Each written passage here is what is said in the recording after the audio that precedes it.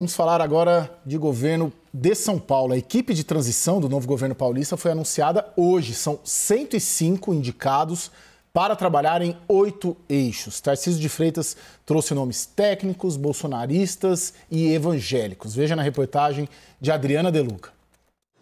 O novo governo acomodou em São Paulo apoiadores do presidente. No grupo de segurança pública, o deputado federal Capitão Derrite, do PL, fortemente ligado ao bolsonarismo.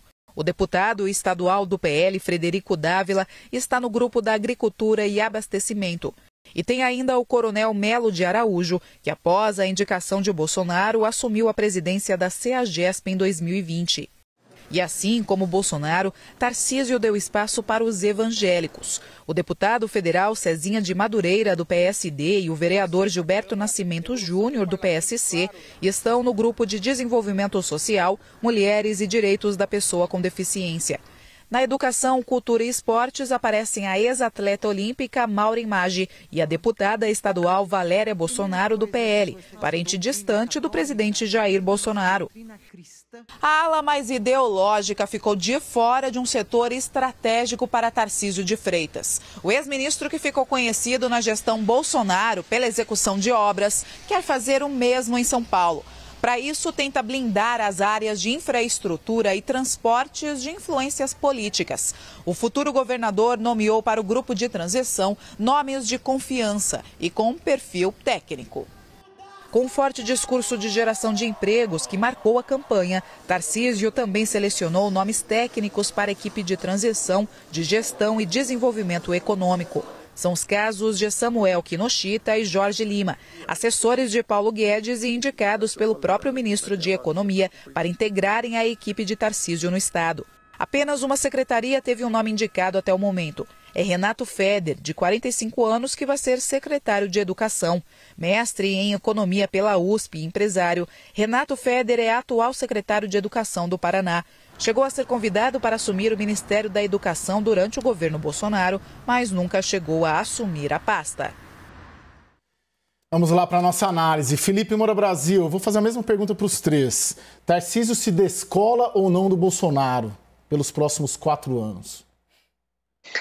Olha, cara, assim como ele fez na corrida eleitoral, ele paga algum pedágio, já que ele cresceu eleitoralmente na aba de Jair Bolsonaro.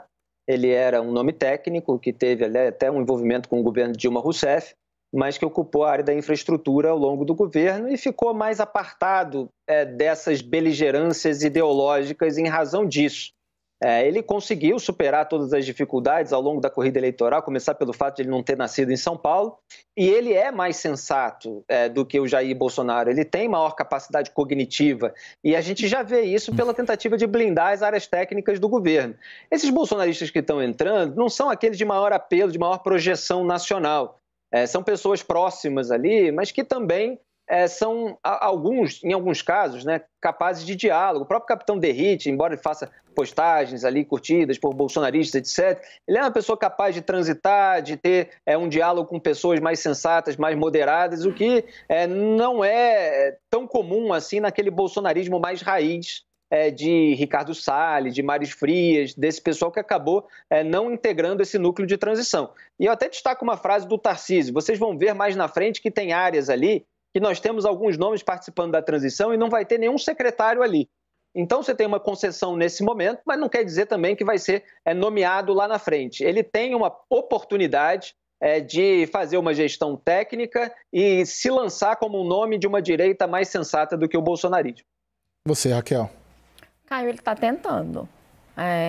O Tarcísio vem com essa promessa desde a campanha de se colocar como um quadro mais técnico. Ele vendeu essa imagem para o eleitorado de São Paulo. A gente tem, sim, um bolsonarismo forte no interior de São Paulo, que votou pelo Tarcísio porque votou pelo Bolsonaro, mas você tem um contingente grande de eleitores, é impossível a gente medir, mas que votou por uma candidatura de centro, por um antipetismo que não era por um bolsonarismo radical. O Tarcísio sabe disso. E é uma coisa com qual uma figura, um jeito de trabalhar com o qual ele se identifica. Ele nunca se identificou com essa área do bolsonarismo mais ideológico. Ele está sob intensa pressão? Tá. sob pressão do Eduardo Bolsonaro, sob pressão de todo esse entorno dele, que afinal Bolsonaro perdeu as eleições, não tem mais o governo federal, São Paulo é uma grande vitrine.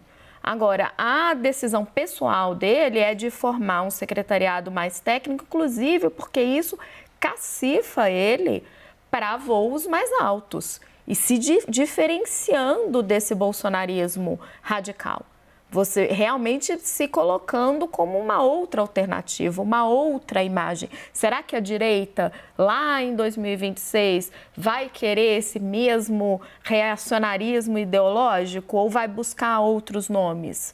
Acho que existe uma tentativa de se buscar outros nomes. E aí, se ele estiver totalmente colado no Bolsonaro, ele não é essa opção. Você tem uma leva de governadores que pode tentar resgatar aquela direita clássica, né? Começando lá com o Eduardo Leite, Rio Grande do Sul, vamos para Pernambuco com a Raquel Lira, vamos para o Rio de Janeiro, Cláudio Castro, Romeu Zema em Minas, tem o Ratinho Júnior no Paraná. Existe esse eleitor, esse eleitor só não encontra. Não, e essa direita existia antes. Ele só não encontra ela existia e o Bolsonaro conseguiu ocupar. Ele é jogado nos braços do Bolsonaro. Tarcísio de escola de Bolsonaro, professor? Olha, acho que ainda não, né? Eu concordo muito com a ideia do pedágio, né? Que o Felipe levantou aqui. Acho que é isso mesmo, ele está pagando um pedágio.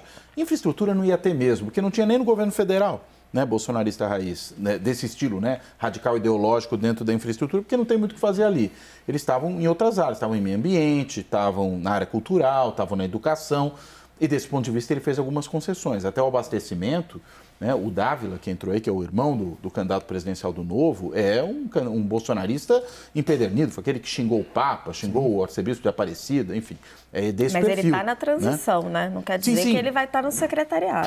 Claro, por isso que ele está pagando o pedágio, fez as concessões, a gente precisa ver até onde isso vai, né? E essa é a mesma sinalização... dúvida que a gente tem para o Lula no governo federal. Claro, né? Essa sinalização de que, enfim, quem está ali não vai estar depois no secretariado, acho que já mostra isso. Pode ser uma concessão agora, evitar também fazer marola, ainda que ele tenha sido chamado para bater um papo com o Eduardo Bolsonaro, não sabemos exatamente por quê, talvez até por alguma insatisfação, mas não vou afirmar que é isso porque não tenho essa informação, né, relativa à composição dessa transição, mas o fato é, tem ele, tem o Cezinha Madureira, né?